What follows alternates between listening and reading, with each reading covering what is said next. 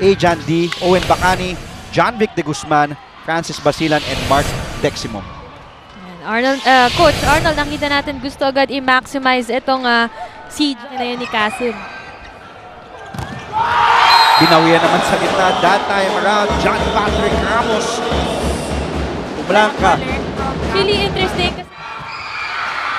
This is a good rally. That's right, Arda. Nakalusot nga lang kay Junjun Taneo. Yung reaction na ni Junjun medyo parang nainip. Arda. Kataneo.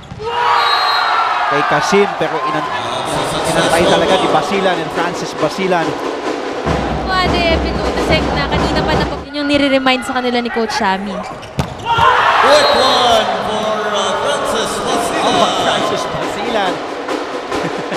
Blazers are really hyped in this game. Outside hitter ni Coach Sammy Akailar.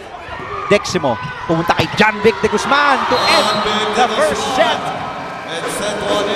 Underway, Andre Felix along with Mela Tunay and Roxanne Monte Alegre is on standby at courtside to bring you this live and exclusive coverage of SNA of the NCAAs. Namang ni Kasim.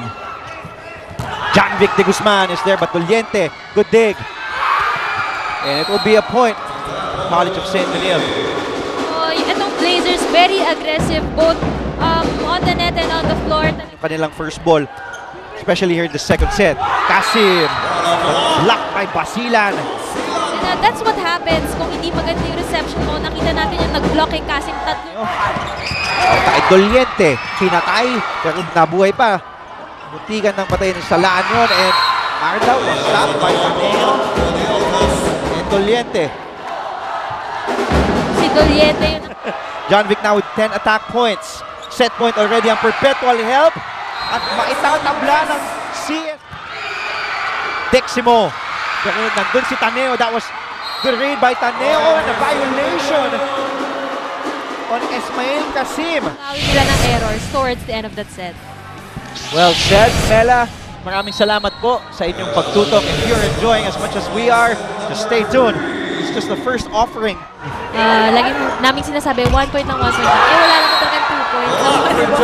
Diba? So, wala parang one step at a time lang. Natawa lang ako dun sa, wala naman talagang 2 Kung points. ano, if you think of, but Perpetual Help also has an answer. Kumbaga, like that.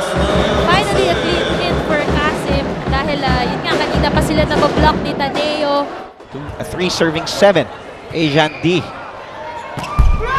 John Vic.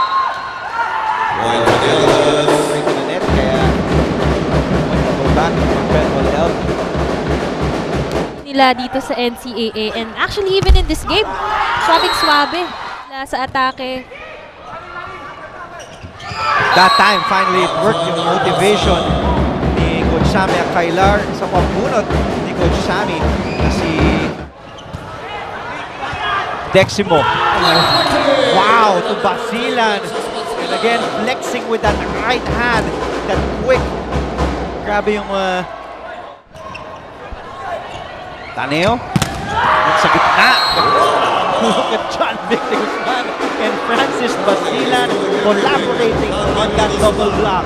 Grabe na yung kilabot ko dito sa gilid. And look at the reaction after Tay Bacani. Game 1 will go to CSB Basilan.